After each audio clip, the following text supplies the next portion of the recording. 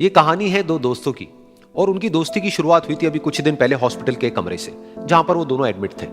तो दोनों में से जो एक था उसको अभी कुछ दिन पहले एक पैरालिसिस का अटैक आया था, जिसकी वजह से गर्दन के नीचे की उसकी पूरी बॉडी पैरालाइज हो गई थी और वो अपनी एक उंगली तक नहीं हिला सकता था।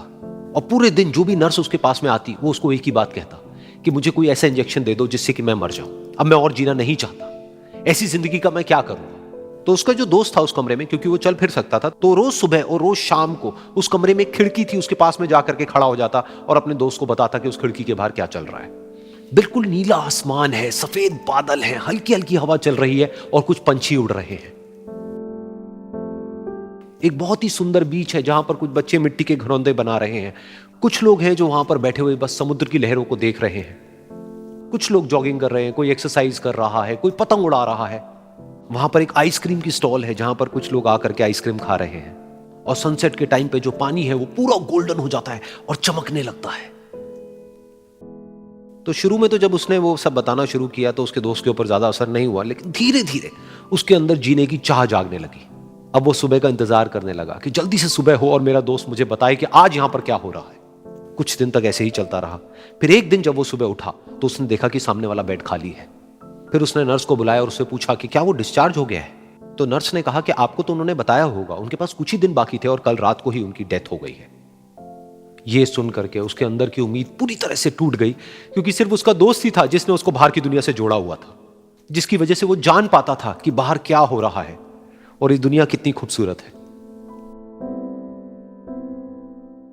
तो कुछ दिन तक तो वो रोता रहा और उसने जीने की चाह छोड़ दी।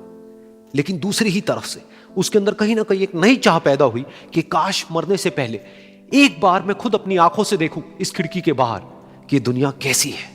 जैसे जैसे उसकी ये चाह बढ़ने लगी, उसको अपने अंदर एक अजीब सी एनर्जी महसूस होने लगी। और फिर एक दिन उसने अपनी पूरी ताकत लगा दी और किसी तरीके से वो बेड से नीचे गिरा और पकड़ पकड़ करके किसी तरह से उस खिड़की तक पहुंचा। फिर उस खिड़की को पकड़ करके वो खड़ा हुआ और खिड़की के बाहर देख लिया।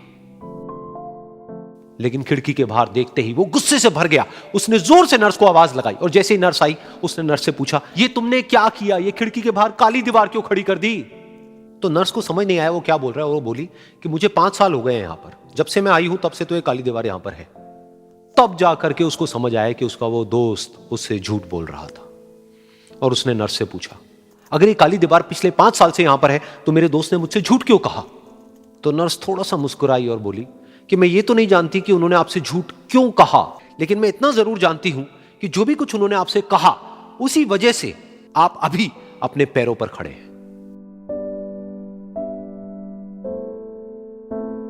तो इस कहानी से हमको यह सीखने को मिलता है कि जो हमारे शब्द हैं, जो हमारे वर्ड्स हैं, जो हम अपने मुंह से बाहर निकालते हैं, उसमें इतनी पावर है जिसकी कोई हद नहीं है। वो किसी आदमी को गिरा भी सकते हैं और उसको उठा भी सकते हैं।